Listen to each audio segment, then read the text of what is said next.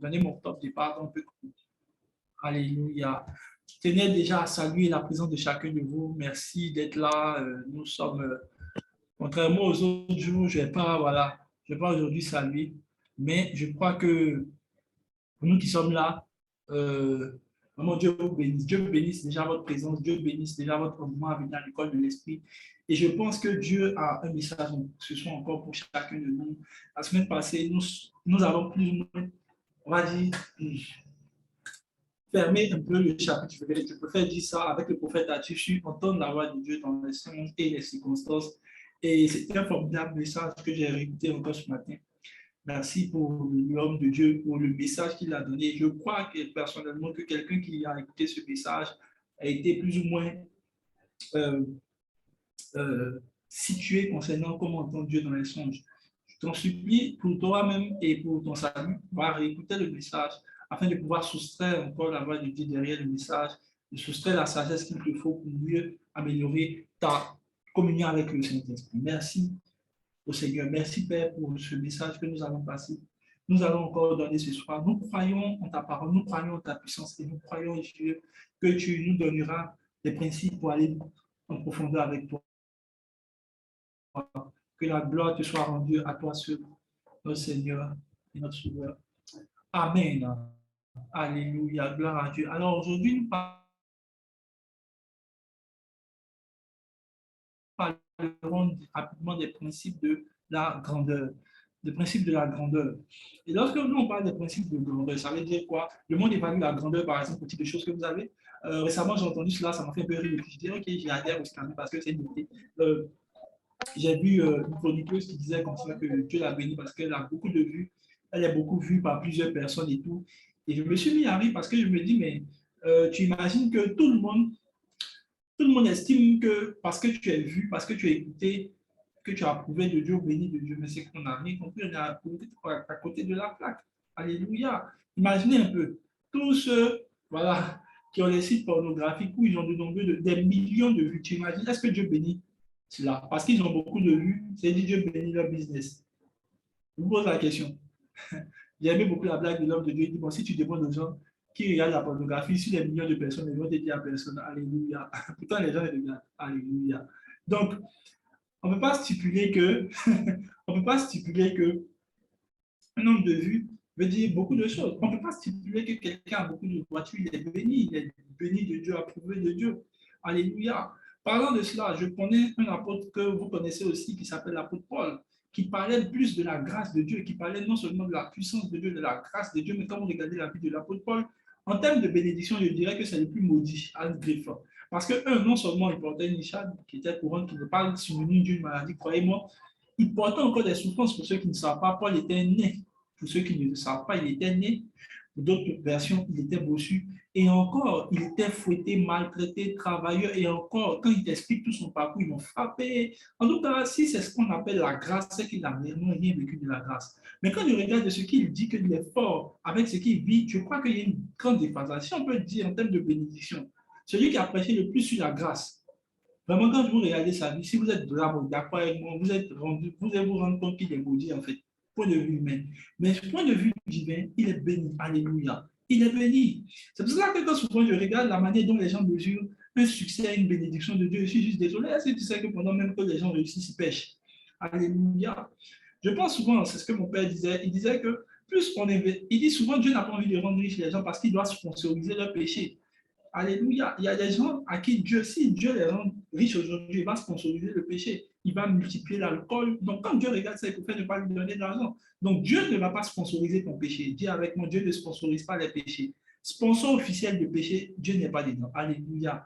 Donc, souvent, tu te rends compte que la manière dont les gens définissent une bénédiction, et je vous dis aussi, ce n'est pas parce qu'aujourd'hui, un homme de Dieu entend de percer qu'on va dire que un homme de Dieu est béni. Croyez-moi, ce n'est pas un baromètre en fait de réussite. Alléluia. Et quand aujourd'hui on parle de la grandeur, je me suis rendu compte qu'elle s'attache à des valeurs qui sont paisibles. Mais je vous ai déjà dit dorénavant que lorsque vous voyez d'un côté humain, Dieu voit d'un autre côté spirituel. Donc vous êtes carrément opposés. Alléluia. Est-ce que je parle à quelqu'un? Et donc, comprenez-moi bien, dans les principes de la grandeur, on ne s'agit pas de combien est riche une personne, combien une personne possède, combien de vues a une personne. Alléluia. On a tous vu ici des gens qui sont assez qui sont pas assez matures, qui sont assez insensés, si vous me permettez le thème, mais qui ont réussi à avoir plusieurs vies, plusieurs nombres de vues. Mais je ne dirai pas que Dieu les a bénis. Alléluia. Alléluia. On a même vu ici des scandales sexuels qui ont eu nombre de vues. Tu ne vas pas dire que Dieu les a bénis parce qu'on les a vus. Alléluia. Sinon, enfin, il s'agira pour toi et moi de se déshabiller pour devenir juste célèbre, mais on ne va pas le faire. Alléluia. Pourquoi? Parce qu'on a compris que la bénédiction n'est pas mesurable à cela. Alléluia. Encore moins l'argent que tu gagnes. Encore moins le statut que tu gagnes. Alléluia. Parce qu'il n'y a rien de plus malheureux que quelqu'un qui semble être riche, mais qui n'évolue pas. Et j'ai beaucoup aimé cette citation de David qui s'est retrouvé aussi dans une complainte dans le psaume où il dit Seigneur, je ne comprends pas. Je paraphrase, il dit Seigneur, je ne comprends pas. Mais le méchant prospère dans ses voies, il évolue. Écoutez, souvent, je le dis, quand souvent j'écoute souvent certains chrétiens, je me rends compte qu'ils n'ont pas encore mesuré la parole de Dieu. Souvent, il y a des gens qui me disent Non, mais homme de Dieu, tu vois, les gens, les parents, ils évoluent. Je dis Mais si tu lisais la parole, tu allais voir la complainte de David. David dit Seigneur, semble-t-il que le méchant prospère dans ses voies? Il dit Le méchant prospère dans ses voies, il évolue. C'est-à-dire qu'ils font le mal et ils prospèrent dedans. Oui, alléluia. Si tu es d'accord avec moi, tu vas te dire juste que c'est un peu une injustice. David a fait cette complainte dans la parole. Il a dit, Seigneur, le méchant évolue. Les gens trichent. Toi, tu ne triches pas, ils évoluent bien dans la tricherie. Ils ont des gars, ils ont des gros, ils ont des iPhones. Toi, tu pries pour avoir un iPhone et ils évoluent dans le mal. Et à la réponse de David qui va dire, Dieu va dire plutôt un peu de temps encore et tu verras ces choses ne seront plus. Un peu de temps. Un peu de temps. Dis avec moi un peu de temps. Juste un peu de temps. C'est le temps-là que tu ne veux pas supporter. Un peu de temps et tu ne verras plus ces choses. Alléluia. C'est pour ça que souvent, quand je regarde les gens en train de se plaindre, je dis que tu ne dois pas se plaindre. Que les gens corrompent. Mon frère, écoute, tu sais, si quelqu'un n'est pas né de nouveau, il ne faut pas te fâcher. Écoute, les gens font comme si Satan ne doit plus opérer dans le monde. Alléluia. Jésus est venu, il a laissé Satan dans le monde. Souvent, je pense, on a un désir de justice qui même dépasse Dieu souvent. Et je peux le dire ainsi. Tu entends les chrétiens, non, je suis fatigué de voir la corruption partout. Écoute, la corruption, tu ne veux pas que Satan fasse son job, il va toujours faire. Les gens vont toujours mourir. Ça ne va pas changer. Écoute, dis avec moi, ça ne va pas changer. À moins que Jésus ne revienne. Quand on va parler du retour de Jésus aussi, tu as dit non, il ne faut pas avoir trop prêché dessus parce que toi, ça fait battre les cœurs des gens. Les gens vont commencer à spéculer des choses. Mais frère, qu'est-ce que tu veux? Qu'est-ce que tu veux? On ne peut pas continuer. Le Satan doit opérer. Dis à Satan, tu ne mets pas Satan au chômage. Il doit faire son job. Alléluia. Seulement que sur toi et moi, son job ne sera pas le cas. Alléluia. Seulement que sur toi et moi, il y a ce qu'on appelle la justice de Dieu. Dis avec moi, Amen, si tu me suis. Il y a la justice de Dieu. Moi, je ne suis pas concerné par la corruption. Moi, je suis concerné par le royaume de Dieu. Je ne suis pas concerné par une position que les hommes donnent. Je suis concerné par une position que qui donne, Dieu donne. Alléluia. Donc, tu ne devrais même pas être gêné. Le système du monde, c'est la corruption qui le fait rentrer. Notre système, c'est Dieu qui nous a établis. Mais comme toi, tu ne veux pas, tu es en train de toujours te plaindre. Oh, les gens ne font pas ça. Oh, les gens ne sont pas ci. Oh, les gens ne sont pas comme ça.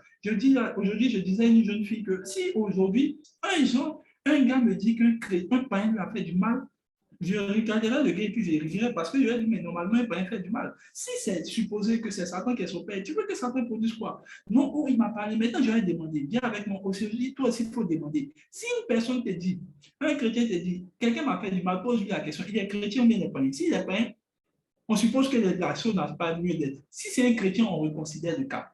Donc, je reconsidère le cas que si la personne est chrétienne. Mais s'il est païen, qu'est-ce que tu espères d'un païen qui te dise bonjour? Même pas.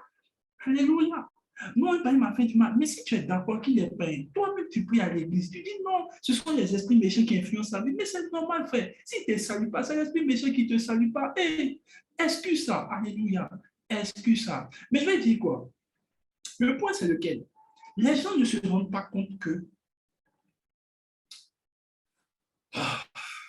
bon, je commence mon message comme ça. Les gens ne se rendent pas compte que ce ne sont pas des points sur lesquels les gens doivent s'attarder. Et ça n'évalue rien, en fait. Et quand on parle, par exemple, pour Dieu de la grandeur, Dieu définit ceci, qui est assez bizarre. Et nous tous, on connaît cela. Il dit l'humilité. L'humilité, on termine, l'humilité précède la gloire. Et il dit que l'orgueil précède la chute. Montre-moi quelqu'un qui est orgueilleux, je te prédirais, même pas prédirais, je te prophétiserai si tu veux prophétiser, je te dirais que ça va donner la chute. Alléluia. Montre-moi quelqu'un d'homme, je te montrerai l'élévation. Il y a une chose aussi qui est claire, et c'est ce sur quoi je veux parler beaucoup aujourd'hui. Dieu dit, l'humilité précède la gloire, et l'orgueil précède la chute. Et on est assez trop informé sur le principe. Et ce soir, mon thème sur la grandeur, je parlerai franchement du principe de l'humilité. Alléluia. Dis avec moi le principe de l'humilité. Principe de l'humilité, on commence. Principe de l'humilité. C'est pour ça que je dis, je vais aller un peu vite pour que tu comprennes que c'est l'humilité. On va nous pas aller loin. Alléluia. Mais je me suis rendu compte que les gens croient jusqu'à présent une fausseté. Qu'un homme de Dieu va prophétiser l'élévation, ça marchera. C'est faux. C'est très faux. Alléluia. Dis avec moi, c'est très faux. Il n'y a pas de prophétie pour être élevé. Alléluia. C'est l'humilité que Dieu récompense. Il n'y a pas de même moi, je ne détiens pas la capacité d'élever une personne. Je ne détiens aucune capacité de faire une accélération divine.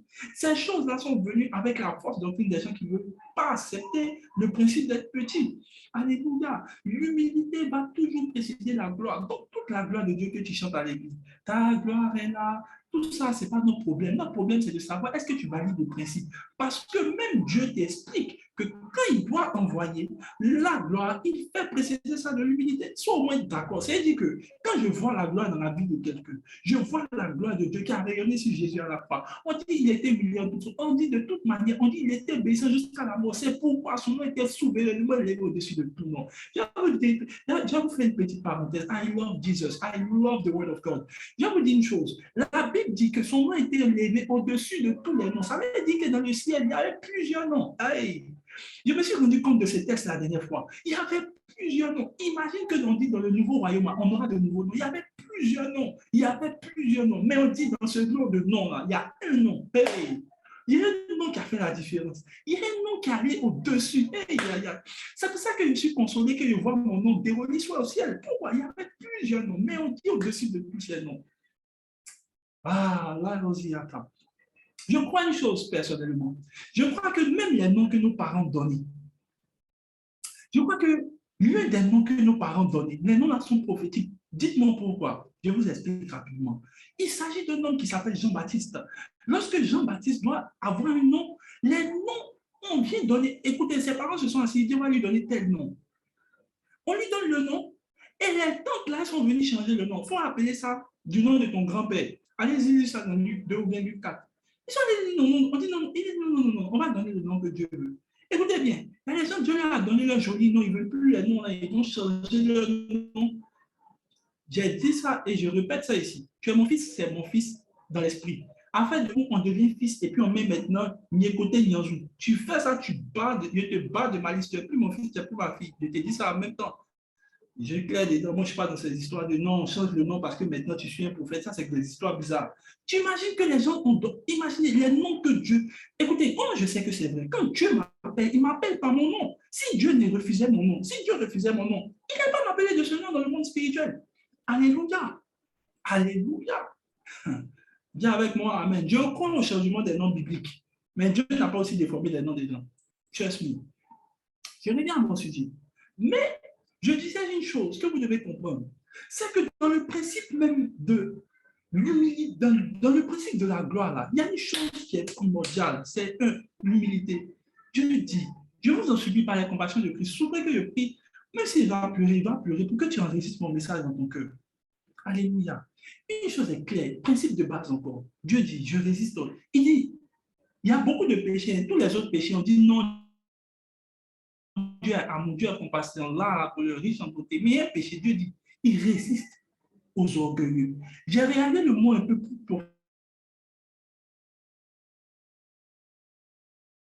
profondément. Dieu dit, il fait opposition aux orgueilleux. C'est-à-dire que tu imagines que Dieu te fasse opposition, il tolère, il pardonne, et même encore il l'efface. Mais Dieu dit, tu sais, pour qu'il puisse même effacer, il faut qu'il accepte que tu sois devant le trône de la grâce. Mais on dit, il résiste, c'est-à-dire qu'il fait opposition, il fait la guerre aux orgueilleux.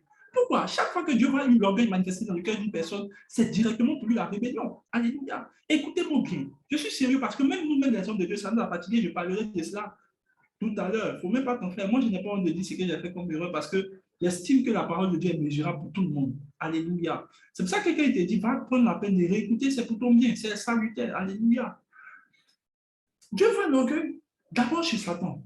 La première chose que Dieu voit déjà, c'est de le chasser. Dieu ne supporte pas l'orgueil. Écoutez-moi, tu sais, les chrétiens trouvent que leurs prières ne sont pas exaucées. Mais je crois une chose, si tu fouilles bien à l'orgueil dans l'histoire, l'orgueil est l'une des choses. Écoutez bien, quand la Bible parle du péché, le péché c'est quoi? C'est l'orgueil. Si vous êtes d'accord, quel péché Adam et Ève ont commis? Ils n'ont même pas commis l'impudicité. C'est toi qui es venu à faire l'impudicité. Alléluia. Écoutez-moi. Adam et Ève, là, ils ont créé la primitive. toi, tu as dérivé la primitive. La dérivée, c'était l'orgueil. Toi, tu es venu développer. Et tout ce que ça fait injecter en eux, c'est de leur faire croire qu'ils seront plus supérieurs aussi à Dieu. Même chose qu'il a fait chuter. Et il a fait la même chose. Et nous, on a dérivé. Donc, tous les péchés sont rattachés à l'orgueil. Écoutez-moi bien, tous les péchés sont rattachés à l'orgueil. Pourquoi aujourd'hui les filles se compromettent? C'est l'orgueil. C'est l'orgueil. Écoutez bien. C'est parce qu'elles ont envie de pouvoir, par exemple, avoir de l'argent comme d'autres personnes. Il y a une comparaison qui rentre dedans, qui les enfants se prostituer. Tu vas peut-être dire que non, c'est le péché du sexe. Il n'y a pas de souci. Mais si tu regardes bien, l'orgueil est rattaché à tous nos problèmes. Alléluia. Et écoutez bien. Le péché commence avec l'orgueil. Je vous dis la vérité. Quand vous allez voir un homme de Dieu être orgueilleux, prochaine étape, là, vous allez l'entendre un scandale sexuel. Prochaine étape, vous allez l'entendre dans l'affaire d'argent. C'est toujours comme ça. Pour ceux qui sont serviteurs de Dieu, ils sauront de quoi ils parlent. Si Dieu vraiment que vous servez, en tout cas qui vous a délivré, ils vous diront que c'est vrai. Parce que l'orgueil va commencer d'abord à t'aveugler et puis après va t'envoyer dans le vice. Mais je prie pour toi que tu ne sois pas trouvé orgueilleux. Je prie que tu ne sois pas trouvé orgueilleux. Dieu résiste aux orgueils. Regarde, mets ça dans ta tête. Dans tous les péchés là, il y a d'autres là, il faut jouer avec. Mais ça là, on ne peut pas t'aider. Parce que Dieu lui-même fait une opposition avec cela. Alléluia. J'espère que quelqu'un me suit. Les gens n'activent plus leur caméra, mais bon, ce n'est pas grave, je continuerai de prêcher mon message. Parce que c'est dangereux, c'est vilain et c'est dangereux. Alors, moi, mon point, ce n'est plus de m'attarder sur l'orgueil, parce que c'est mauvais. Mais je vais vous expliquer un peu les symptômes qui se manifestent dans l'orgueil et qu'est-ce qu'il faut faire pour arriver à cela. Et je vais parler notamment de deux principes dans la grandeur que vous devez comprendre et que Jésus va nous enseigner lui-même. Alléluia. Alléluia, glory to God. On va prendre rapidement un passage. Matthieu 18, verset 3. Jésus dit par exemple, si vous ne vous convertissez pas et vous ne devenez comme les petits enfants, vous ne pourrez pas avoir le royaume des cieux. Alléluia. Alléluia. Écoutez-moi bien. Il dit, si vous ne vous convertissez pas comme les petits enfants. Et c'est ça que je veux parler. Avoir l'humilité des petits enfants. Alléluia. Et deuxième verset, on peut le lire ensemble. Luc 22, verset 26, Luc 22, verset 26, voilà ce qu'il a dit. Il dit, mais que le plus grand parmi vous. Alors, les disciples, à un moment, sont entrés dans le piège. Ils ont commencé à se comparer. Ils demandent à Jésus, eux-mêmes, ils se jugent entre eux, qui est le plus grand d'entre vous? Jésus dit, quelles sont ces pensées obscènes? Je peux même dire, même diabolique, qui est le plus grand? Je vous explique une chose, et que vous allez peut-être comprendre. Ils demandent à Jésus, parmi nous, qui est le plus grand? Jésus dit, mais de quoi vous parlez? Parce que pour eux, le plus grand, c'est celui qui est le plus proche de Jésus. Je parie très bien qu'ils étaient en train de penser à Jean. Alléluia. Ils étaient en train de penser à Jean. Il dit, mais qu'il n'en soit pas ici même parmi vous. Pourquoi? Si vous lisez au verset qui précède, il parlait des gens du monde. Il dit les gens du monde, quand on dit qu'ils sont grands, on les sert, on fait beaucoup de choses pour eux et on estime. Il dit, mais qu'il n'en soit pas de même pour vous. Mais il dit, Jésus dit, les rois de la terre les maîtrisent et ceux qui les dominent sont appelés bienfaiteurs. Dans le monde actuellement, ceux qui sont appelés les grands sont ceux qui nous dominent, ceux qui font du bienfait pour nous. Et tout ce que vous pouvez imaginer, Dieu dit, c'est comme ça dans le monde. Mais pour nous, dans notre cas, c'est différent. Regardez le verset qui suit. S'il vous plaît, le verset qui suit. Le verset qui suit.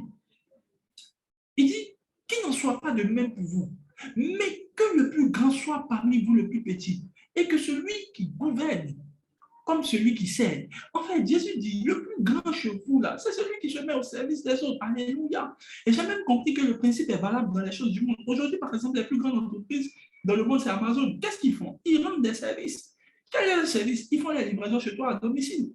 Et si le principe est valable dans le monde, c'est aussi même valable spirituellement. Je me suis rendu compte que les 10 plus grandes sociétés au monde sont les 10 plus grandes sociétés qui rendent le plus service aux populations. Regardez maintenant un point de révélation que le Saint-Esprit me donne. Il me dit, là où tu trouves un besoin auquel tu réponds en servant, là se trouve la grandeur. Je répète, là où tu trouves un besoin où tu peux servir, là où se trouve la grandeur. Je répète, là où tu peux trouver un besoin où tu peux servir, là où se trouve la grandeur. Si tu trouves un besoin où tu peux servir les hommes, ils te donneront de l'argent en récompense. Non, l'argent n'est pas la récompense, c'est plutôt le besoin qui est exprimé par les hommes que tu dois répondre, auquel tu dois répondre. Alléluia. Je peux retirer le verset, s'il vous plaît. Et donc, ce qui est le plus important, c'est quoi? Je me suis rendu compte que les gens qui ont même actuellement percé ont regardé des besoins. Je suis en train de te donner un point de révélation. Le point de révélation, ce n'est pas de dire, Seigneur, donne-moi l'argent. Le point de révélation, c'est de regarder les besoins dans lesquels tu peux servir les gens. Alléluia. Je pense, quand j'ai lu l'histoire d'Amazon, c'était une question de quoi? Faire livrer des livres aux gens. Et après, ils sont passés à plus. Et aujourd'hui, quel est le service? C'est les gens. Alléluia.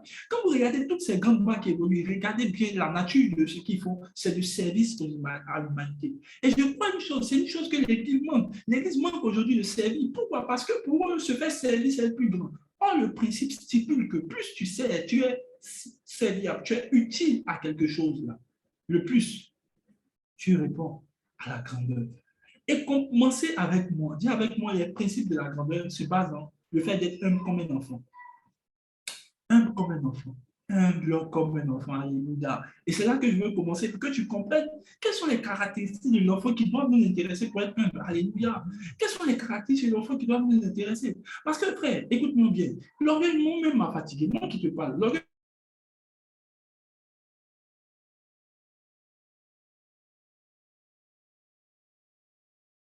m'a fatigué. Je parlerai de ça dans chaque point. Parce que ce sont les péchés. Vous savez, quand vous êtes homme de Dieu, c'est souvent compliqué. Vous croirez dans votre tête que ça passe. Non, ça ne passe pas. Alléluia. Alors, je m'explique. Rapidement, pourquoi l'orgueil fatigue les gens? Simplement parce que, un, ils n'ont pas renoncé à eux. Et deux, ce qui est dans leur tête reste pareil. Je vais vous raconter un peu l'histoire de ce qui s'est passé au ciel. Ce qui s'est passé, un jour, Satan a cru. Et pourquoi c'est arrivé? Simplement parce que Dieu lui a fait des largesses. On l'avait vu dans un de nos enseignements. Dieu lui avait fait des largesses. Le gars gouvernait la terre, il faisait tout ce qu'il voulait et tout. Et au bout d'un moment, le gars s'est dit, mais attends, Dieu l'a même là. Il peut prendre sa place. Et finalement, le gars, il ne fait rien. Bon, et il a commencé à croire qu'il est grand. Vous savez, même dans les entreprises, on voit ça aujourd'hui. Quand tu commences à être trop indispensable dans l'entreprise, le patron même, il vaut rien. Moi-même, là, ce qu'il fait, là, il ne peut même pas faire le cas. Et c'est lui qui t'a embauché, ma soeur. Mon frère, c'est lui qui t'a embauché. Même si ce n'est pas fait ce qu'il fait, c'est lui qui t'a embauché. Et le gars a commencé à croire dans sa tête qu'il est supérieur à celui qui t'a embauché. Celui qui l'a créé. Comment un gars qui t'a créé, tu penses que tu es beaucoup plus serviable ou plus utile que lui? Et il s'est dit finalement, comme il s'est rendu compte que Dieu dépendait de lui pour tout, il s'est dit finalement, Dieu n'est pas aussi important que ça. Et si je montais pour aller prendre sa place, la folie, c'est de faire une chose pareille que celui qui t'a créé, celui qui t'a créé, celui qui t'a créé. Écoutez bien, celui qui t'a embauché est supérieur à toi, même si tu sais faire le travail mieux que lui. Est-ce que je parle à quelqu'un? C'est de l'orgueil, quoi. Si tu ne reconnais pas que celui qui t'a embauché, même si ce n'est pas fait ce que tu fais, c'est lui qui t'a embauché. Alléluia. Il faut que tu dises amen à ça. Tu n'aimes pas ça. Toi, tu aimes la partie où tu dis non, il me maltraite. Il est meilleur que toi. Accepte ça et puis avance. C'est de l'orgueil. Ça t'est devenu indispensable. Mais même encore pour lui montrer même que Dieu est supérieur à lui. Dieu ne s'est même pas battu à lui. Dieu a juste envoyé qui? L'archange Michael, encore pour faire le travail. Imagine un peu l'archange Michael dit, bon, c'est moi déjà les combats, bon, d'ailleurs même, tu vas tous les vider. Et ça ne le gêne même pas. Alléluia. Mon point, c'est lequel? L'humilité des enfants. Et je vais parler quelques points que l'humilité des enfants, qu'est-ce que les enfants ont comme humilité qui me plaît? Lorsque, par exemple, quelqu'un est humble comme un enfant, la première chose qu'il fait, vous allez remarquer que les enfants oublient vite et pardonnent vite. L'humilité des enfants envoie les gens à l'enfant a pardonné vite. Vous allez remarquer, moi j'ai une jumelle, quand on était plus jeune, lui enfant, on se battait et à la fin, quand on finit, on est fâché. Mais au bout de 5 minutes, tu parles. D'après, bon, tu utilises l'expression ivoirienne, on enlève camaraderie. On peut juste dire qu'on rend l'amitié. Et après, on revient. Se fâche pas pour longtemps et puis après, bon, on revient. Mais l'orgueil des hommes, quand les hommes sont orgueilleux, ils ne veulent plus pardonner. Ils veulent en fait avoir raison. Écoutez, le but n'est pas d'avoir raison. Le but là, d'après Paul, il dit qu'est-ce que ça fait si vous souffrez de quelque injustice? Ça fait quoi? Les enfants pardonnent vite. Vous allez voir les enfants se battre tout à l'heure, 5 minutes après, ils seront ensemble. Ils vont se. Mais ils vont avancer. Mais l'orgueil des hommes fait en sorte qu'aujourd'hui, là, pour demander pardon, on est obligé de faire un enseignement. C'est pour ça que Jésus dit soyez eux comme les. Il dit soyez des petits enfants. Les petits enfants n'ont pas de problème d'orgueil. Allez prendre les enfants. Tu as rarement entendu là-bas que non, il m'a frappé, donc non, je ne veux plus parler à lui cette nuit. Ils vont faire ça. Je ne veux plus parler à toi. Mais le jour d'après, tu les vois marcher ensemble. Alléluia. Pourquoi? Parce que les enfants n'ont rien dans leur cœur qui monte à leur tête. Si vous voulez être comme les petits-enfants après, il faut apprendre à pardonner, à oublier tout. L'excuse, c'est quoi? La Bible est claire, l'amour excuse tout. Écoute, si les gens te font du mal, Tu sais, souvent, je me suis rendu compte d'une chose.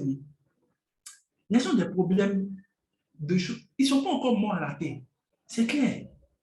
Si, non, ils m'ont fait du mal. Écoutez, il faut désactiver ton cœur pour activer ça au ciel. Actuellement, mon cœur au ciel, je me promène sur la terre. Et pour ceux qui me connaissent, ils savent très bien qu'il n'y a pas d'état d'âme, en fait. Bon, c'est pas que je ne pas avoir des états d'âme, mais mes frères, mon cœur au ciel, ce que les hommes font sur la terre, ça me concerne plus. J'ai enlevé mon cœur entre la main des hommes. Ça ne doit même plus me faire mal. Alléluia. Écoutez, pardonner là, c'est même pas tout. La Bible dit, l'amour excuse tout. Il faut justifier tout ce que la personne fait. Alléluia. Même si elle a marché sur ton pied, l'amour excuse tout. L'amour excuse tout. Alléluia. Donc, trouve des excuses à tout ce que les gens font. Même si c'est 77 fois que les personnes là le font. Trouve une excuse à ça. Alléluia. Les enfants pardonnent tout, ils oublient vite, très vite même. Alléluia. Comment tu peux le frapper aujourd'hui là? Il va dire, tu n'es plus mon papa. Mais le lendemain, il vient encore. Il dépend de toi. Alléluia. Je me souviens toutes les fois ils m'ont frappé à la maison. Quand j'étais plus jeune. En tout cas, pour toi, quand tu as une petite blanche, peut-être qu'ils t'ont laissé. Mais moi,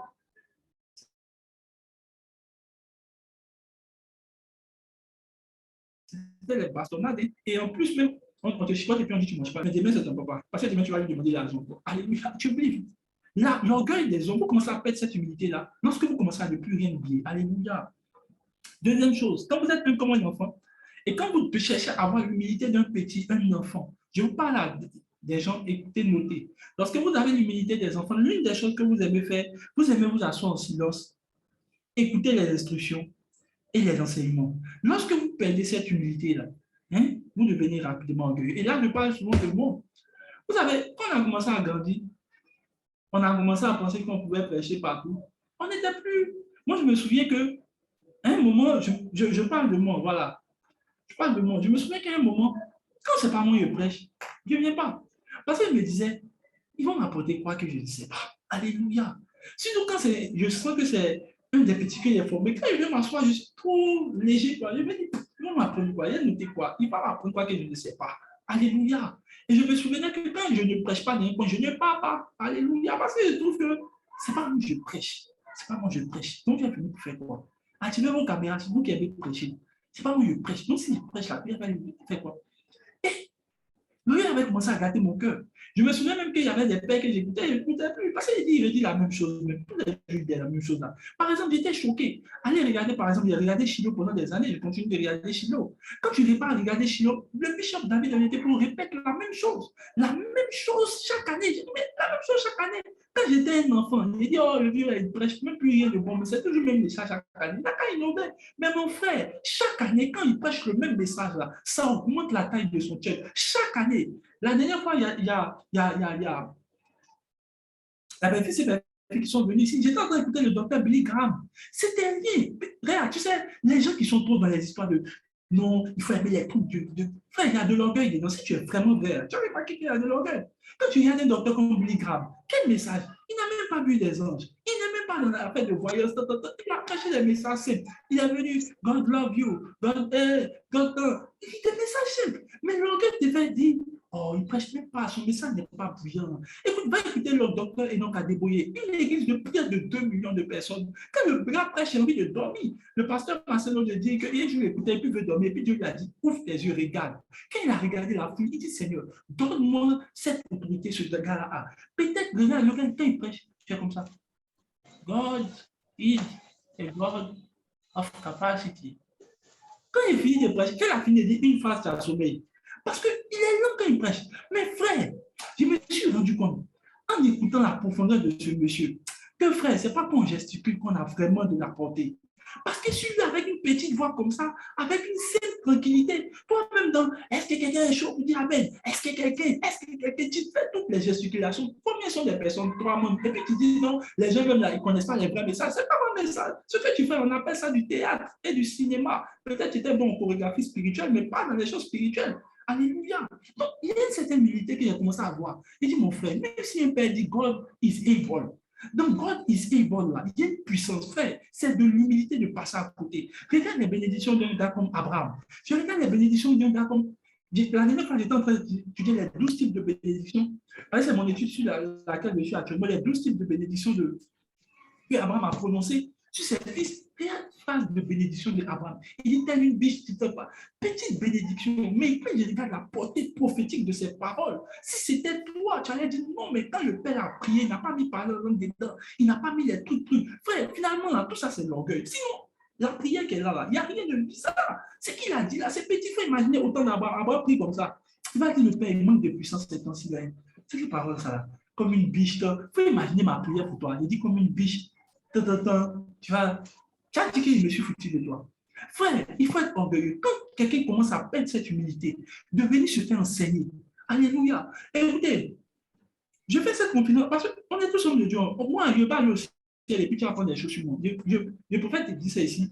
Comme arriver au ciel là, tu ne vas pas apprendre des choses sur moi. On est clair. Tout le monde me voit. Mes frères me voient. On part à l'église, on partage chez le docteur Caramburi, même chez mon père, ici à Abidjan. Mais écoute, moi-même, je les cherche. La semaine prochaine, gloire à Dieu, je vais chercher à le voir. On me fait enseigner. Frère, écoute, tu sais, il ne faut même pas essayer de spéculer sur d'autres choses. Si ce point-là, tu dois être humble ou reconnaître que tu as besoin d'apprendre. Écoutez-moi bien, la dernière fois, pour ceux qui ne savent pas, les gens qui ne sont pas humbles, vous avez remarqué qu'ils n'aiment pas lire. Ils n'aiment pas lire simplement parce qu'ils croient qu'ils connaissent tout. Oui.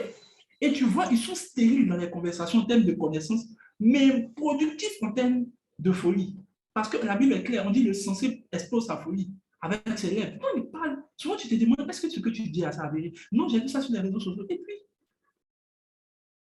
les réseaux sociaux maintenant sont avérés. Pas du tout. Je parle d'un homme que j'admire beaucoup. Dites qu'il est plein, dites ce que vous voulez. Mais j'ai renvoyé son truc dans le groupe dans un groupe et on parle de Bill Gates. Bill Gates aujourd'hui, ici, il devait revenir dans sa jeunesse là. Il irait beaucoup pour avoir plus de connaissances, pour être beaucoup plus large dans ce qu'il fait aujourd'hui. Aujourd'hui, on parle de l'homme le plus futuriste au monde, c'est Bill Gates. Mais vous savez qui il écoute? Il écoute un jeune docteur. Moi, quand il a vu, il dit, mais attends, je suis allé faire des recherches, il s'appelle Baklas Smith. Et moi, j'ai commencé aussi à l'aimer. Mais Baklas Smith n'a même pas la richesse de Bill Gates, même pas un tiers. Baklas Smith est juste un professeur d'université quelque part qui enseigne beaucoup de sciences et beaucoup de choses futuristes. Mais je me dis, attends, quelqu'un qui est milliardaire, il va écouter et il dit lui-même, Bill Gates lui-même dit, il cherche audience avec quelqu'un qui est pour lequel il est plus riche. Il dit, waouh. Il dit, dis avec moi, waouh, waouh, waouh. Toi, tu n'es même pas encore arrivé comme moi. Tu dis, non, toi, tu n'as plus besoin de connaissances. Frère, les gens, j'ai besoin de lire ma Bible tous les jours. J'ai besoin qu'on m'enseigne. J'ai besoin d'aller m'asseoir dans une conférence où qu'on me parle. J'ai besoin d'aller m'asseoir chez le Père. Il ne faut pas venir dire non, le Père a qu'une enseigne. Mais frère, il n'y a rien dans cette vie est stérile. J'ai besoin d'aller m'asseoir et que je prenne la connaissance sur quelqu'un d'autre. Alléluia. Quand tu vois les gens commencer à dire non, non, parce qu'ils estiment que ce que tu dis là, il n'y a rien de nouveau dedans. Écoute, je peux prêcher la repentance toute ma vie. Imaginez Jean-Baptiste. Tu as pu donner Jean-Baptiste? Pas du tout. Jean-Baptiste n'a fait aucun miracle.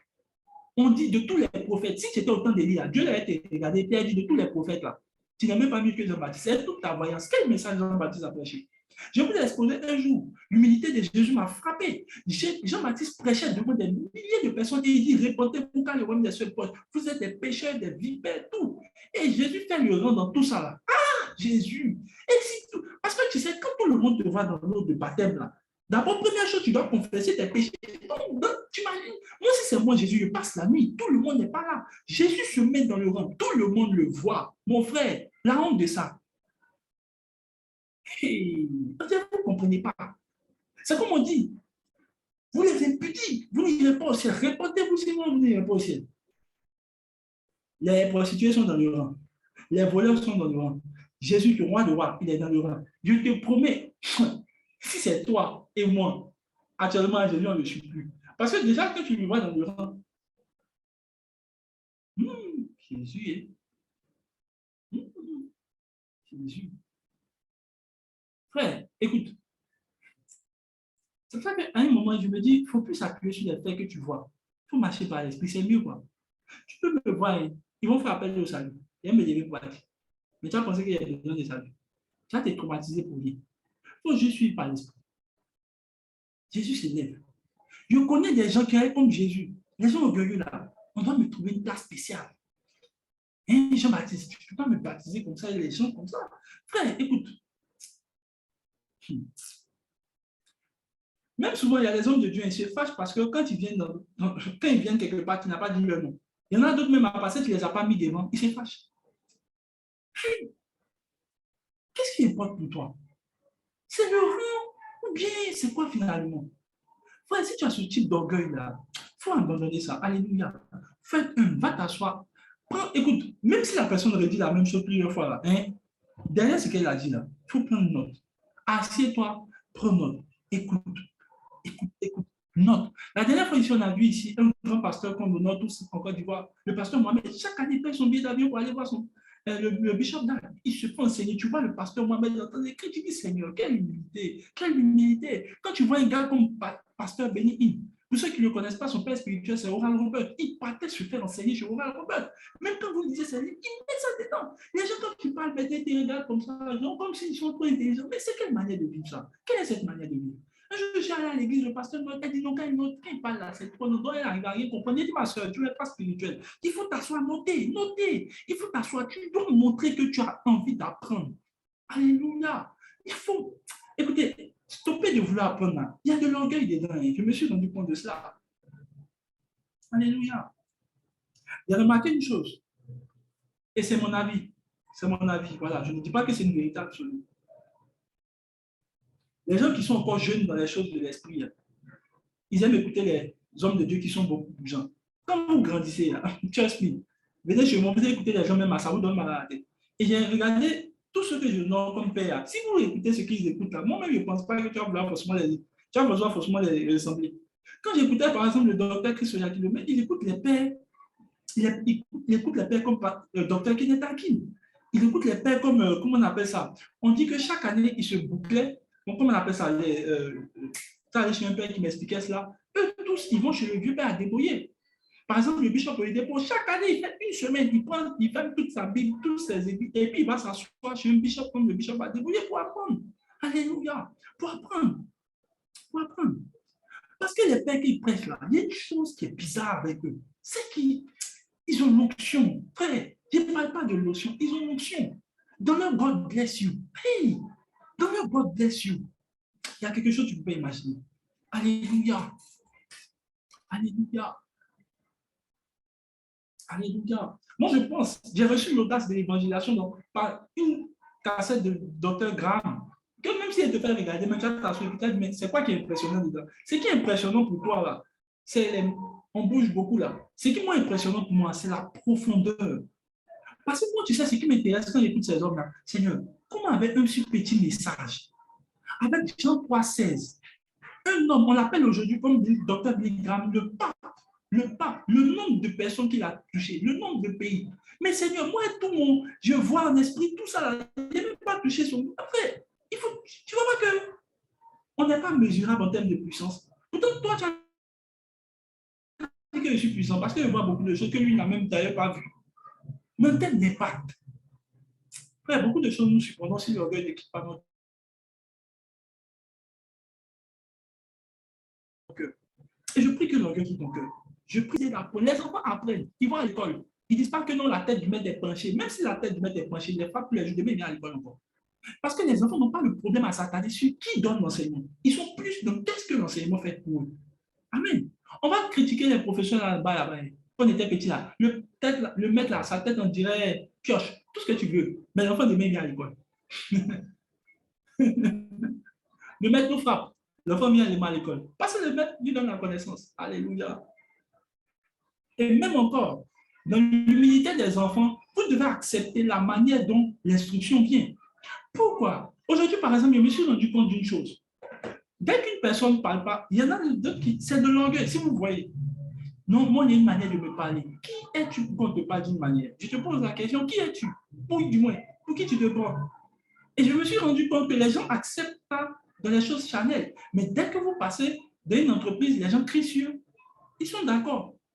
Et remarquez bien, dans les entreprises, si vous remarquez les gens qui se plaignent beaucoup, c'est parce que le patron dit pas, est-ce que c'est écrit quelque part? C'est pour cela que Paul écrit dans ces lettres-là. Il dit, obéissez à vos maîtres, même si certains sont durs à obéissez. Parce qu'il dit, vous devenez obéissant quand ils deviennent doux, mais quand ils ne deviennent pas doux, vous dites qu'ils sont compliqués. Non, pas du tout. Vous devez accepter. Alléluia. Est-ce que je parle à quelqu'un? Accepte. Il faut être un comme un enfant. Il faut aller t'asseoir. Dis, j'ai besoin de connaissances. Regarde, même si aujourd'hui, là, on t'appelle archi-prophète, on t'appelle archi-bishop, on t'appelle archi-temps. Frère, pardon. Toi-même, là, rabat ton cahier, prends tes cahiers, et puis fais ton pied, tu vas te faire enseigner. Va te mettre à genoux devant quelqu'un. En fait, frère, ça rabaisse, ça rabaisse. Alléluia. Alléluia. Viens avec moi, amen. Et je continue. Et je continue pour dire, en troisième point, l'humilité d'un enfant. Lorsque vous êtes comme un enfant, vous ne comparez plus rien. Écoutez bien, les enfants n'ont pas de problème de richesse. Si vous remarquez un enfant, il ne connaît pas des riches, les plus riches que moi, les riches. Les enfants partagent tout en commun. Mais si vous prenez un enfant riche, bon, après qu'il devienne grand, mais un enfant riche, quand vous le voyez, il partage directement tout. Il n'est pas dans la comparaison. J'ai remarqué l'une des choses, et ça, tu sais que c'est vrai. Ton affaire de tu es en retard, là, c'est parce que tu as commencé à regarder chez les gens. Sinon, personne ne te dit que tu es en retard. C'est quand tu as commencé à regarder tes amis et il y a toujours de l'orgueil derrière. Parce qu'ils estiment qu'ils devraient être au même niveau que leurs camarades. D'où vient cet orgueil-là? C'est des choses de comparaison. Les enfants ne considèrent même pas ça. Pour les enfants, tout est commun. Si ton ami a une moto, nous tous on joue la moto. Je me souviens que mon papa, il avait encore beaucoup de moyens pour nous donner les billes et les jouets. Je pas jouer. D'abord, même avant une bille et jouer ça seul là, je ne sais pas comment on va faire. Et je partais avec mes amis du quartier qui prenaient toutes les billes. Parce qu'on jouait des trucs, tu gagnes. Bon, pour ceux qui ont sorti la Côte d'Ivoire qui jouaient des billes comme nous. Voilà. On dit, on pleut. Voilà. Dès que tu lances la bille, on dit, tu m'abaisses. Bon, tu dis que tu as frappé ma bille. Tant que tu cognes la bille, tu as.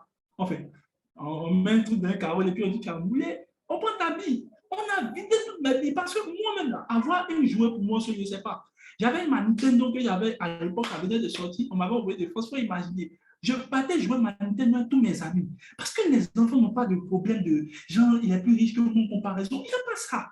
Il n'y a pas ça. Je partais jouer avec mes amis, même qui étaient beaucoup plus âgés que moi, parce qu'il n'y a pas ça dans le cœur de l'enfant. Les enfants, quand l'humilité de l'enfant vous quitte là, vous commencez à vous comparer. Alléluia. Alléluia. Alléluia. Alléluia. Vous commencez à vous comparer. À quoi vous vous comparez?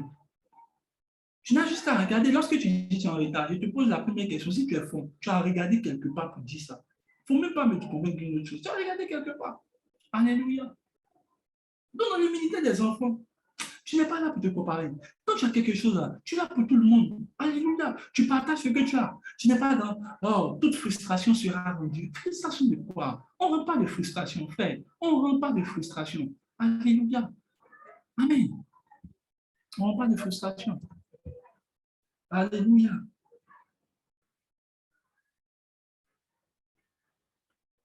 Gloire à Dieu. Lorsque vous avez l'humilité d'un enfant, d'abord, vous allez remarquer que les enfants ne catégorisent pas le genre. On a récemment vu quelques vidéos qui étaient un peu violentes partout sur les réseaux sociaux où on voyait, quand il y avait cette question de racisme, on montrait un enfant blanc qui courait et puis qui faisait une accolade à un enfant noir. Et ça nous a tous marqué. Pourquoi les enfants n'ont pas dans leur tête des distinctions de genre, de race, de catégorie, de personnes, ou bien de bref, de nationalité. Et c'est aussi ça que vous devez avoir. Lorsque vous perdez cette humilité-là, vous commencez à rentrer dans l'orgueil. Et ce qui va se passer, c'est quoi? Les gens vont commencer à se comparer. Écoute, mon frère, je ne suis pas riche, peut-être tu l'es, mais on peut vivre ensemble. J'ai remarqué que c'est de l'orgueil que je dis que moi, il y a une certaine personne, il y a de certaines personnes, souvent les gens catégorisent leurs choses, mais ils disent si tu ne m'apportes rien, je vais marcher avec toi. Mais est-ce que tu es d'accord que tout le monde va rien t'apporter souvent? C'est toi qui vas donner le plus. Il faut imaginer ça. Moi, je pense même que c'était une perte de temps pour Jésus de passer du temps avec les disciples. Il n'importe rien. En termes de spiritualité, rien. En termes d'argent, rien. Mais Jésus marchait avec eux. Écoutez bien. Souvent, vous ne voulez pas accepter que vous devez aussi être celui qui allait apporter aux gens. Non, si tu m'apportes rien, moi, non. Pour quelle raison? Les enfants ne font pas de distinction de gens. Ils marchent avec tout le monde. Alléluia. Écoutez bien, à l'époque, quand j'ai commencé à servir le Seigneur au départ, on était rentré dans ce système-là. Je vous le dis, moi j'étais plus, par exemple, moi, je n'aime pas manger avec les gens. Je vous dis la vérité. Aujourd'hui, c'est étonnant. Je n'aime pas manger avec les gens. Et les histoires de non, on va causer, J'avais du mal avec ça parce que j'estimais que bon, ça te déspiritualise, façon, excusez-moi du terme, mais je le dis, ça te déspiritualise. Tu as venu poser les gens. Bon, on était plus en mode, oh, l'homme de Dieu, quand tu viens, tu parles, tu vois, non, tu es le gars même là. Je me souviens qu'un jour, ça m'a traumatisé quand j'ai commencé à sourire. Et puis, il dit, hey, tu souris. Je dis, hey, à quel point d'humanité? Alléluia. Déspiritualiser les gens, se mystifier dedans. Et j'étais même inaccessible. Bon, pour ceux qui me connaissent bien, mais ceux qui ont commencé à m'aimer, ils vous diront, c'était difficile de m'avoir même en fait. Parce qu'ils estimaient que j'étais trop grand. Je me sentais trop important. Toi, tu es venu poser toi, une petite fille de 15 ans. Souvent même, je vous assure, même actuellement, c'est toujours encore le Seigneur qui a élargi mon cœur. Si vous me voyez, c'est pour ça que j'ai remarqué une chose. Je me suis mis sous discipline et ça marche tellement bien. Aujourd'hui, par exemple, là, bon, je n'ai pas trop causé les gens, bon, même les gens qui ont l'argent, tu vois, bon, qui ont l'argent, même les mamans, voilà, tu sais qu'elles peuvent te bénir, en tout cas, si elle peut dire ici. Je ne peux pas causer ma jeunesse, c'est mieux, quoi. Les jeunes de 15 ans, ils vont te faire rire. Mais avant, il y avait tous les problèmes pour causer eux. Je ne marchais qu'avec mes amis de Dieu parce que j'estimais que les oiseaux de même plumage volent ensemble. Ils ne sont pas de mon plumage, ils ne sont pas de mon calibre spirituel. Puis, dis avec moi l'orgueil. L'orgueil est dangereux.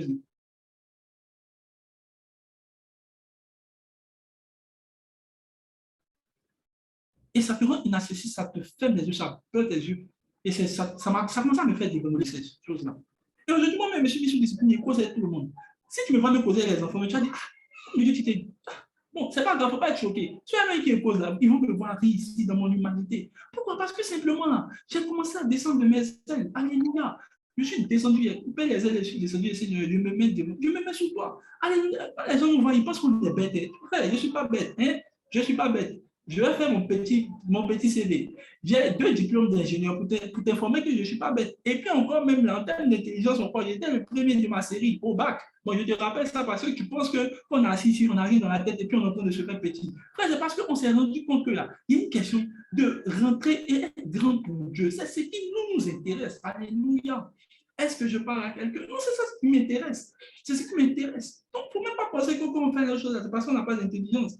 Mais je me suis rendu compte que là, je devais accepter de vivre avec même des gens qui étaient moins spirituels que moi. Je devais supporter tout cela. Je devais même t'humilier. Tu sais, c'est un peu rabaissant. Tu sais, moi, je prends un cas chez moi. Et même jusqu'à présent, je prie que Dieu continue de me donner l'humilité. Pour ceux qui savent, je ne vais pas voir les gens. Tout le monde sait ça.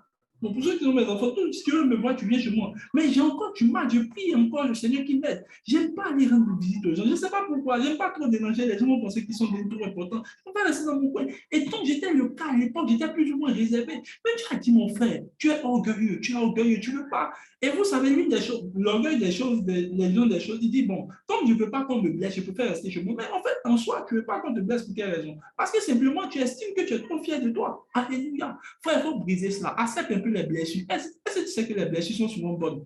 C'est bon. Les blessures sont bonnes souvent. Alléluia. Donc, j'ai commencé à accepter que, frère, il y a de l'orgueil dans l'affaire là. Alléluia. Alléluia. Dis avec moi, Amen. Amen, Amen, Amen. Je n'ai pas dit que tu dois poser à rire avec tout le monde. C'est assez mystérieux. Mais je vais dire qu'il y a certaines choses là, tu dois apprendre. Tu dois apprendre à vivre avec les gens qui n'ont pas l'argent. Tu dois apprendre à vivre avec les gens qui ont l'argent. La dernière fois, j'ai entendu parler à un de mes fils qui me disait que, il dit non. Tu sais, quand je suis rentré dans la fête de service, j'ai compris beaucoup de choses. Il y a des gens qui servent Dieu pour l'argent. Eux, tu n'es pas riche là. Tu ne rentres pas dans un cercle. Hein? Est-ce que vous savez que même à Abidjan, ici, il y a des gens pour être leur fils spirituel, il faut donner une caution de 500 000. Oui, mais si tu n'as pas l'argent, il ne faut pas venir embrouiller. Oui, alléluia. Il y en a d'autres même qui savent les blessés. On dit, bon, que les Joseph là, ils interprétaient, les gens leur donnent de l'argent. Donc maintenant, quand tu dois interpréter les songes, il faut que je pense à ce business. Il interprète un songe, on me donne les positions. Quand on interprète les songes, on n'a pas l'argent. Bon, c'est bizarre. Bon, finalement, il y a un peu déçu. Mais frère, c'est pour te dire que tout le monde n'a pas la même motivation comme nous. Nous, on sait Dieu parce qu'on aime les âmes. Nous, on sait Dieu parce qu'il y a l'amour des âmes. Je me souviens que souvent, quand tu rentres dans la maison, je vous parle souvent de moi, tu es fatigué. Et tu vois, les gens parlent dans tes oreilles, ça ne finit pas. Mais tu vois, c'est une humilité que tu dois avoir. Alléluia. Pourquoi? Parce que c'est important. Être comme un enfant, c'est accepter les différences des autres, vivre avec les gens, même s'ils ont un mauvais caractère, c'est de vivre avec eux. Frère, il faut arrêter de dire non, ils sont comme ça, ils sont comme ci. Alléluia. Tu vas vivre avec les païens, vis avec eux, sois heureux. Amen. Il y a des gens, pour eux, comme ils sont des chrétiens, leurs parents sont des païens. on doit les chasser, briser. Brise les choses dans la maison. Tu as brisé tout comment? Comment? Sur tes parents. Alléluia. Est-ce que je parle à quelqu'un? L'humilité des enfants. On est dans l'humilité des enfants. Quand vous êtes comme un enfant, vous ne pouvez pas vos faiblesses naturelles. Vous les exposez pour qu'on puisse les corriger. Amen.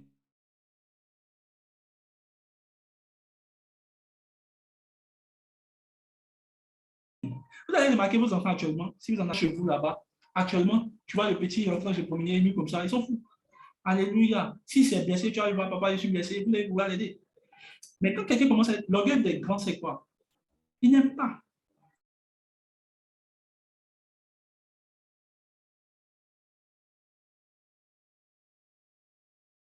Hey.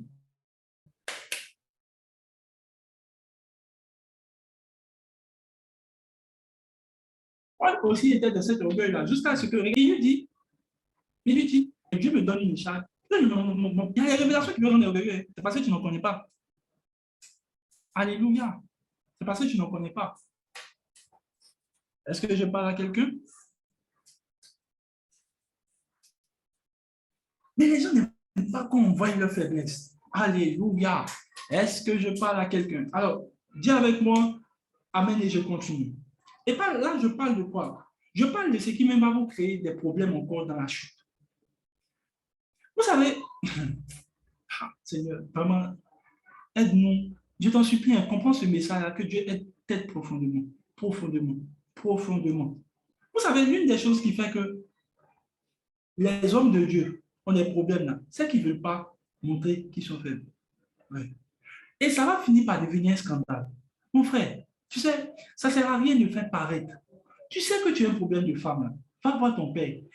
Là, tu dis dehors, hein, dehors là, tu dis, quand tu vas le voir, papa, dehors là, hein, voilà comment les gens me voient. Il est prêt, je fais tomber l'onction là-bas. Mais ici là, il y a une femme. Pardon, il faut m'aider. Mais tu sais, les gens qui viennent maintenant, les gens sont des comédiens. Mais père, tu sais, c'est temps si cet esprit m'a donné une forte conviction, c'est temps si j'étais en train de traiter un aspect dans le monde spirituel. Mon frère, tout ça là, c'est pourquoi.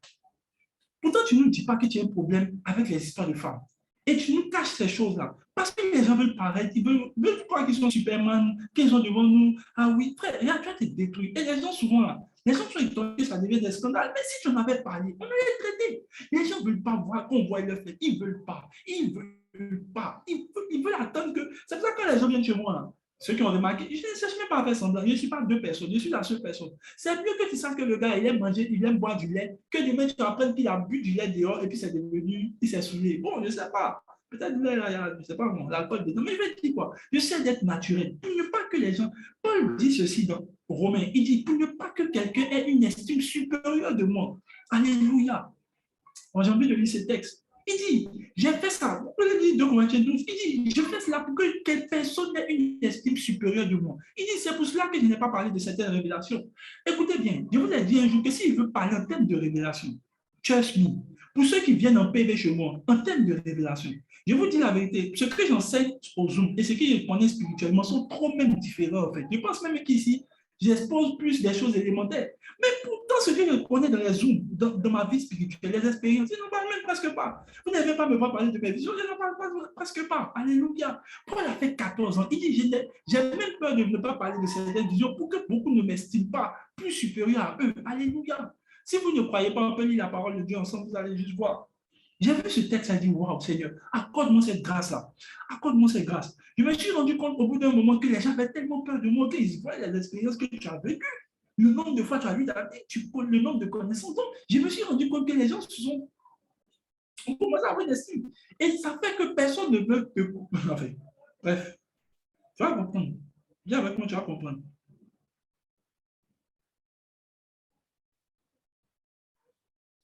Par exemple, dans 2 Corinthiens chapitre 2 Corinthiens chapitre 12, verset 6, il dit, si je voulais me glorifier, je ne serais pas un insensé, car je dirais la vérité. Mais je m'en abstiens afin que personne n'ait à mon sujet une opinion supérieure à ce qu'il voit en moi ou ce qu'il entend de moi. Frère Paul même dit, il y a certaines choses que je ne veux pas parler pour que personne n'ait une opinion. Écoutez, les gens m'ont déshumanisé en griffe. Oui, oui, les gens vont comprendre. Ils m'ont donné. Ça fait qu'aujourd'hui même là, quand tu dis il n'y a pas à manger, là, le père est en jeûne. Donc, ça n'arrive pas souvent de ne pas manger. Et les gens aussi vont profiter. Ouais, je suis dans les traits. Et tu sais pourquoi tu fais ça là, non? C'est toi que ça a humilié, non? Le jour où ils vont apprendre que tu fais des choses bizarres, ils vont tous te quitter. C'était mieux. Moi, je me pose souvent la question des scandales là. Je me dis, attends, les gens là, ils n'ont pas de père spirituel, ils ont des pères. Mais c'est ça qu'ils font. Ils font des grimaces. Tu as ton père spirituel, va le voir. Ah, papa, voilà ce que je suis. Derrière, là, hein, les gens me voient dans les pas, mais ici, là, voilà ce que je suis. C'est mieux, papa, aide-moi, corrige-moi. Mais tu sais, j'ai commencé aujourd'hui à dire, un père ne vous aide pas dans vos forces, il vous aide dans vos faiblesses. Un père ne vous est utile que lorsqu'il peut vous aider dans vos faiblesses. Quand vous commencez à cacher beaucoup de choses qui relèvent de la faiblesse, là, c'est en train d'indiquer que vous êtes en train de chuter. Et je vous et excusez-moi de vous le dire, si vous avez remarqué, depuis que tu es en train de tomber là, tu t'es rendu compte que toi seul, et puis ils ont une fausse idée aussi que Satan arrive à injecter dans leur esprit, c'est de dire, tu peux gérer ça tout seul. Ah, tu peux quoi? Diable, tu peux quoi? Non, c'est pas pour te me manquer, mais je t'ai dit que voilà ce que Satan fait dans ta tête. Tu peux gérer ça tout seul, de toutes les manières. Voilà. Et puis tu vas aller le voir, tu vois.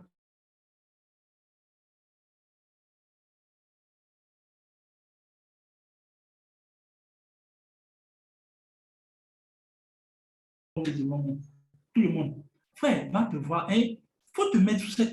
Faut pas avoir peur. Tu sais, non. Je parle aux hommes de Dieu. Regardez aujourd'hui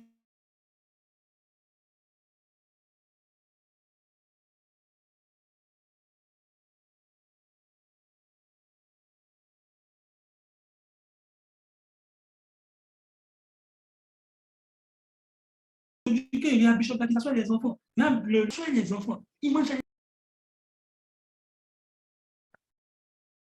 Alléluia. Alléluia. Donc, je suis là encore. Excusez-moi. Lorsque vous êtes dans ce stade-là, on peut commencer. Hein. Donc, lorsque vous êtes dans ce stade-là, vous n'êtes plus intimidé par quoi que ce soit. Tout ce qui vous intéresse, c'est avoir le cœur des enfants. Le cœur des enfants dans cette humilité-là, c'est d'exposer ses faiblesses. En fait, moi, je préfère être naturel. Pour ne même pas que, tu vois, tu aies trop de choses derrière ta tête. Et tu vas apprendre, malheureusement, les gens cachent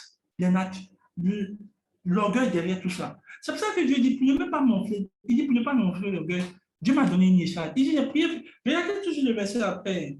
C'est-à-dire que ça va commencer à monter. Dieu dit, on a calmé l'enfant. Allez, la révélation qu'il commence à avoir là. Il dit, je vais pas dire autre chose. Frère, tu sais, il faut être humble dans la vie. Même les affaires de couple. Non, il m'a parlé mal, il m'a fait tant. Je vous assure, au bout de, il y a de l'orgueil dedans. Un ne veut pas laisser tomber l'affaire, l'autre va avoir raison. Toujours un problème comme ça. Ayez l'humilité des enfants. Viens avec moi l'humilité des enfants. Dans l'humilité des enfants, vous comprendrez que les faiblesses naturelles, vous en parlez. Vous allez voir, ah, vraiment, voilà, je souffre. Vraiment, aide-moi. Vraiment, on va porter en prière. Ah ouais, oui, ok. Et on sait. Quand j'appelle mon frère Ludovic, lui, il connaît tout sur moi. Il dit, ah, mon frère, voilà. Hein. Ah ouais, mon frère, d'accord, ok. Il n'y a pas de souci. Frère, il n'y avait pas honte. Il y a pas honte là, c'est mon frère. Il y avait mon père. Il lui dit ce qu'il est. Il y a pas honte là, c'est pourquoi. Dis avec moi, c'est pourquoi. Demain là, c'est plus scandaleux quand il va prendre derrière là-bas. Hé, tu sais que ton frère, il est là. Hein? Non, pas qu'il est là. Il voit, ah, mon frère, c'est qu'il est. Ok, on va porter. Frère, l'humilité des enfants. Oui! Moi, là, n'est pas bien chaud. Et maman, je voulais que ça soit chaud. Les micros. Vous êtes placé comme ça, tiens, mon fils a passé la ça. Je demande à ce qu'on coupe les micros, s'il vous plaît. Merci.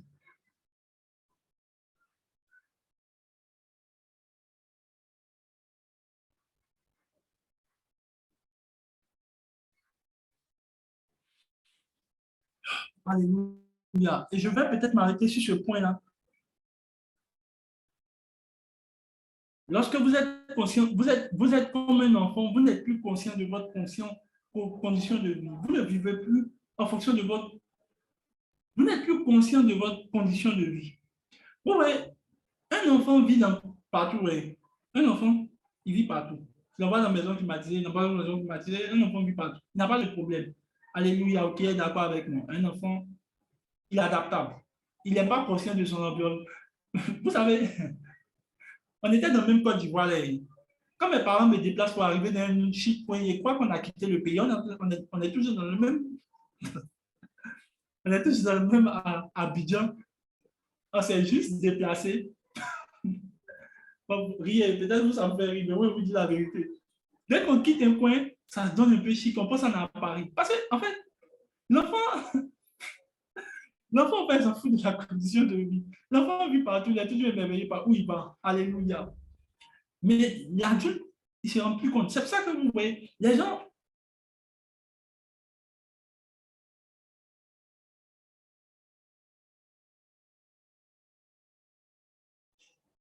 par exemple, aujourd'hui, là, si tu parles de prêcher l'évangile quelque part, il ne supporte plus parce que c'est plus. Mais je prie que Dieu te délivre de cela. Je prie que Dieu te délivre de cela.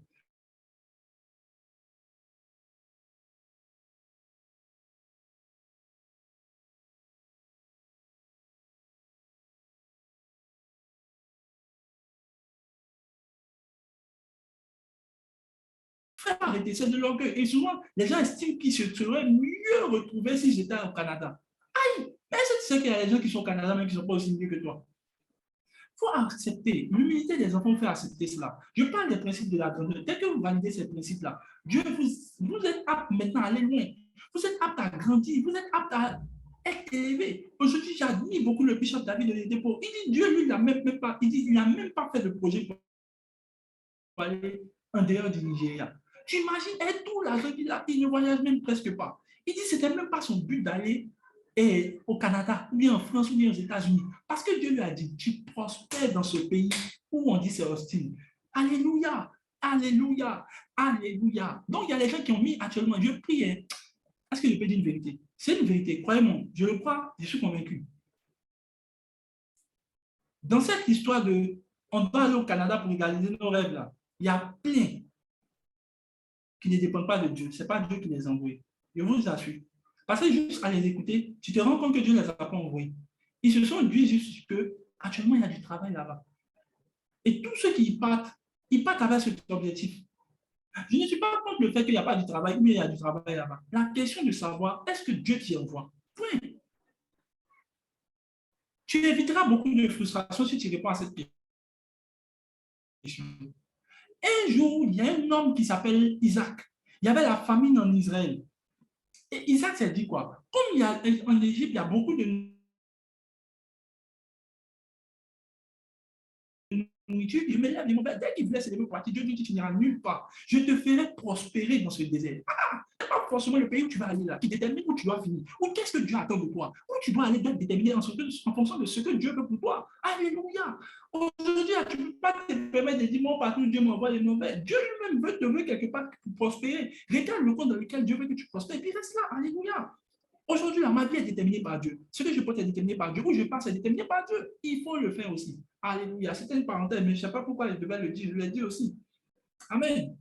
Ce que je peux te faire comprendre, c'est quoi? Dans l'humilité des enfants, les enfants sont plus conscients de leur correction. Les enfants aiment la correction, ça c'est l'humilité des enfants. Quand vous commencez à ne plus supporter la correction, l'orgueil commence à vous gagner. L'orgueil commence à vous gagner. Alléluia. Aujourd'hui, c'est difficile de travailler les gens. Dès que tu cries avec eux, ils disent non, on fait une manière de parler, le Père est écrit sur les gens, il écrit sur personne. Tu imagines quand tu parles avec Jésus, comment il reprend Pierre. La Bible dit, il reprit sévèrement Pierre. Le mot sévèrement me fait peur. Il n'était pas en train de dire, oh Pierre, tu sais ce que tu fais là, c'est mauvais. La Bible dit, il le reprit sévèrement. Mais ce n'est pas pour autant que Pierre s'est fâché pour dire, bon Jésus, tu sais comment tu m'as parlé mal, tu m'as parlé tant, c'est que ça m'a fait mal. Non, aïe. Tu imagines les coups perdus que Pierre a pris. Les coups perdus. Pierre était plus âgé que Jésus. Et un enfant va venir me parler comme ça. Alléluia. Il faut accepter que, oh frère, je prie pour toi. Il faut accepter la correction. Il faut aimer ça. Quand on te dit, quand on te corrige, il faut aimer. Et il ne faut même pas critiquer la correction. J'ai remarqué que critiquer la correction, c'est l'orgueil. Alléluia. Est-ce que je parle à quelqu'un? Critiquer une correction, c'est l'orgueil. Crois que tu es supérieur à celui qui te corrige, c'est de l'orgueil. Croyez-moi, derrière tout ce que vous faites là, il y a de l'orgueil derrière. Non, en fait, moi, quand on me parle, il faut me parler d'une certaine manière pour qu'on accepte. Et c'est la même chose qu'ils font aussi dans leur relation avec Dieu. Quand vous allez regarder ce genre de personnes, Eux-mêmes, ils vont te dire, je suis têtu.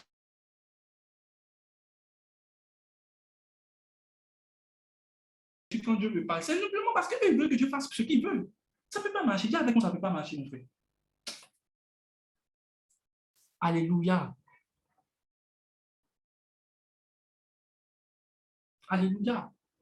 Frère, accepte la correction. Regarde, les enfants, tu vas le chicoter. Tu vas le prendre par-dessus, debout, tu vas le frapper. Comment? Il ne va pas dire, tu n'es plus mon papa. Il va pleurer, ça va lui faire mal. Demain, papa, il a besoin d'argent. C'est un enfant. Il n'a pas ce problème-là. Les grands, c'est difficile de les corriger. Aujourd'hui même, je ne sais plus comment tu vas corriger les gens. Tu parles doucement, on dit non, tu manques d'autorité, tu cries aussi.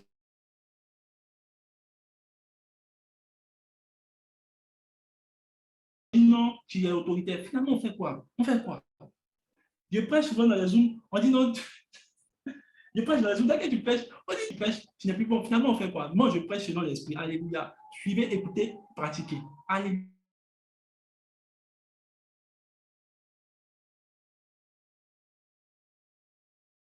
Alléluia. Est-ce que je parle à quelqu'un? Donc, tu te rends compte que les gens ne supportent pas la correction. Supporter la correction de les enfants, surtout si tu as grandi en Afrique. Et la dernière chose sur laquelle je voudrais m'étendre, les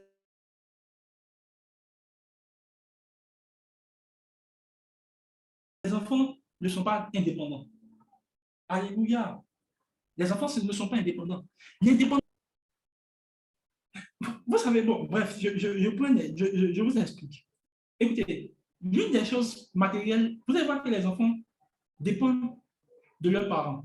Même spirituellement, les gens qui sont comme des enfants dépendent de Dieu. Pour tout ce qu'ils font comme.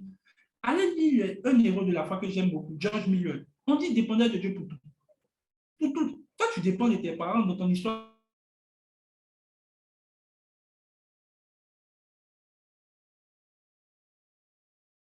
Il y a aussi tes parents, il y a aussi ton mari, il y a beaucoup de choses qui dépendent financièrement de leurs parents. Pourquoi? Parce que c'est leurs parents qui sont tout pour eux. Ah, bon, si c'est tes parents qui sont tout pour toi, qu'est-ce que Dieu peut faire à ça? Alléluia. Tes parents ne sont pas tout pour toi. En tout cas, si tu dis que c'est Dieu, tu dépends de Dieu. Maintenant, le vrai point, c'est lequel? Quand tu es dépendant, et autant pour moi, qu'est-ce que je dis là? Quand tu es dépendant de Dieu, ou du moins quand tu as l'humilité des enfants et que tu dépends de Dieu, ce qui se passe, c'est quoi? C'est que tout ce que tu fais là, tu te réfères à Dieu. Tu évolues avec Dieu. J'ai remarqué une chose, même par exemple les grandes entreprises là, ils dépendent forcément de mentor ou bien quelqu'un qui vraiment supervise leur affaire. C'est l'affaire de dépendre là qui fatigue les gens en fait. Ils ne veulent pas être comme des enfants.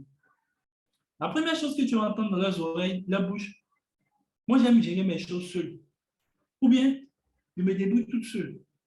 Souvent, en fait, là, le problème, ils veulent se débrouiller tout seul pour ne pas attribuer, pour ne pas, je ne sais pas comment expliquer, ils ne veulent pas qu'il y ait quelqu'un qui dise, d'après eux-mêmes, il ne faut pas que quelqu'un va venir dire après que c'est lui qui m'a fait. Est-ce que tu sais que cette mentalité-là, il y a de l'orgueil dedans? Parce que, au fait, ce que ça traduit naturellement, c'est que de toi-même, tu as pu faire ce que tu dois faire. Même si ton papa, il ne t'a pas aidé dans les cours, là, c'est lui qui t'a accouché. Tu dépends de. Il faut accepter qu'il y a quelque part quelque chose qui a fait que tu es à ce niveau. Je ne sais pas si tu comprends un peu. Aujourd'hui, la fait de dépendre, là, ça fatigue les gens. Hein. C'est l'une des raisons pour lesquelles ils veulent évoluer seuls spirituellement, ils veulent pas être un père, parce qu'ils estiment que l'affaire où on va venir te dire, il faut faire ça, faut. Non, non, non, non, non, non, non, moi je veux. Écoutez-moi bien. Allez regarder bien la vie des gens. Tu as remarqué qu'ils sont pleins, enflés d'eux-mêmes. Ils font ce qu'ils veulent, quand ils veulent. Eux, en fait, ce qu'ils veulent, c'est se lever quand ils veulent, aller où ils veulent, manger comme ils veulent, parler à qui ils veulent. En fait, tout ce qu'ils veulent faire, c'est de l'indépendantisme. Est-ce que tu sais que c'est dangereux pour toi d'être aussi indépendant comme ça? Alléluia. Est-ce que vous savez ça? C'est aussi dangereux d'être aussi indépendant. Aujourd'hui, là, je m'exprime sur ce fait. Aujourd'hui, quand les gens me parlent aujourd'hui de non, euh, on doit célébrer l'indépendance de nos pays ici, je ris parce que le modèle d'indépendance en Afrique, je me suis rendu compte que, peut-être pas vous, mais ça n'a pas marché. Parce que même quand tu regardes qui gère aujourd'hui nos pays, ce sont nos propres frères. Mais quand vous regardez la manière dont eux-mêmes gèrent, tu te rends compte qu'on a besoin toujours d'être sous des personnes qui nous colonisent. Oui, oui. Je ne dis pas que je suis pour la colonisation, mais je dis que c'est dans cette question de dépendance-là, tu t'es rendu compte que quand on a laissé sans nos mains, ça ne va plus. Aujourd'hui, à moi, je vous dis la vérité. Je suis favorable à ce qu'il y ait encore des tuteurs qui administrent encore. Par exemple, je prends un exemple simple. Alléluia, est-ce que quelqu'un me suit? J'ai essayé de regarder un peu l'histoire d'Israël. Quand Israël était géré par eux-mêmes, là, ils n'ont pas trop. Quand les Romains sont venus coloniser un peu Israël, ils ont envoyé un peu leur civilisation, ça a aidé beaucoup les Israélites. Alléluia. Aujourd'hui, là, regardez, ils sont indépendants. Regardez comment Israël est. Est-ce que vous me suivez? Regardez comment Israël est. Il n'arrive même pas à s'en sortir en vrai. Amen. Je ne dis pas que je suis pour cette colonie, hein, mais même imaginez que quand même Jésus est venu, hein, ça ne l'a pas intéressé de créer un mouvement. Je suis en train de donner une révélation forte. Hein. Ça n'a pas donné l'esprit à Jésus d'enlever en fait les dépendances à Israël. Jésus est venu, hein, dans ça, là, Jésus a prospéré dedans. Et puis il a dit, vous devez faire même de mieux. Parce qu'on a vu quand Israël a géré le pays, rien comment c'est parti en éclat. Par eux-mêmes, ils ont divisé leur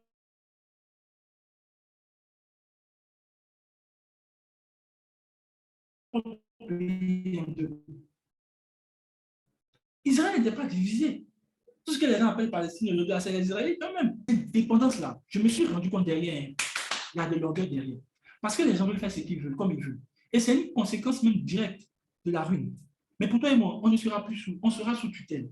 Alléluia. Aujourd'hui, je veux faire mon ministère sous tutelle. Je veux avoir aussi ma spiritualité sous tutelle. Quelqu'un qui regarde, à qui je peux faire des points. Ah, ça c'est bon, c'est bon. Je t'encourage. Ça, non, ça c'est pas bon. Il faut que tu regardes ça. Il faut que la manière dont tu gères tes finances. Non, il y a besoin de quelqu'un d'être sous tutelle. Tiens, avec moi, j'ai besoin d'être sous tutelle.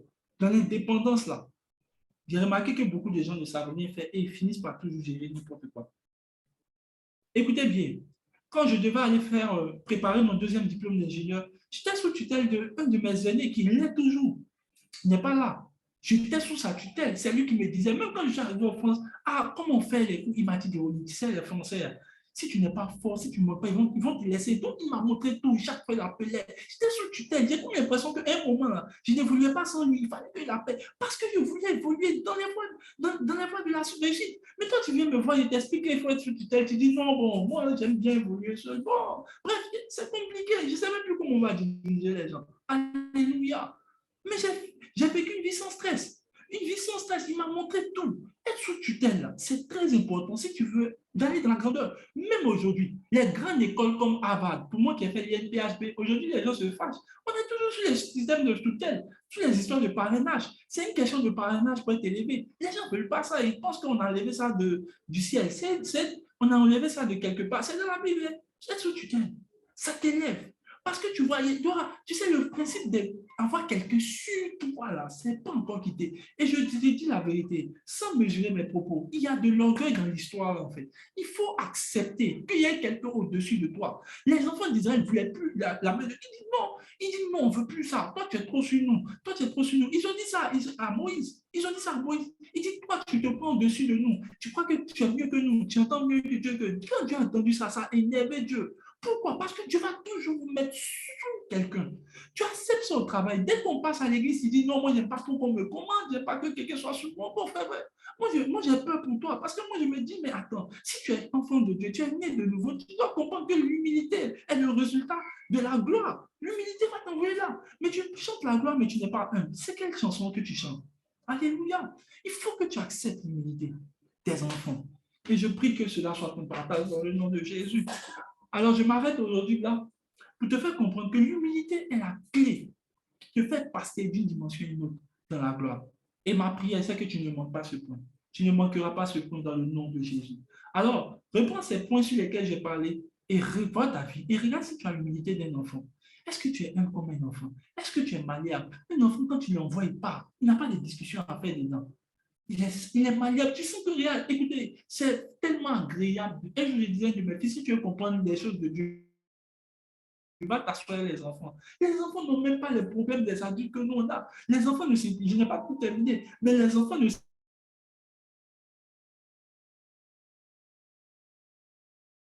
s'inquiètent de rien. Les enfants même croient que, écoutez, l'enfant, écoutez, quand tu es petit là, actuellement ton petit bébé qui a 2 ans là, il pense que toi là, tu peux acheter tout le pays pour lui donner. Alléluia. Parce que tu lui as donné une voiture jouée, il pense que tu peux lui donner une voiture. Parce que l'enfant croit tout. L'enfant croit tout. Votre problème de croire en Dieu là vient du fait qu'il y a de l'orgueil dedans. Parce que vous estimez que maintenant vos yeux sont trop ouverts. Est-ce que Dieu peut vraiment faire ça? Sinon, au début, quand tu étais dans la foi, tu croyais que Dieu pouvait faire. Mais maintenant, bon, à la manière dont Dieu est peu souvent là, est-ce qu'il peut vraiment gérer mon problème? Il faut être un comme un enfant. Je vais juste m'arrêter et je prie pour toi que Dieu te donne l'orgueil et l'humilité des enfants dans le nom de Jésus, que l'orgueil soit dispatché, chassé de ton cœur et que ce qui reste implanté, bâti en toi, soit l'humilité des enfants. Et je prie que cela soit ton partage dans le nom de Jésus. Amen, amen, amen. Que Dieu te bénisse. Passe une excellente semaine et on se retrouve tout à l'heure pour les annonces. Dieu vous bénisse.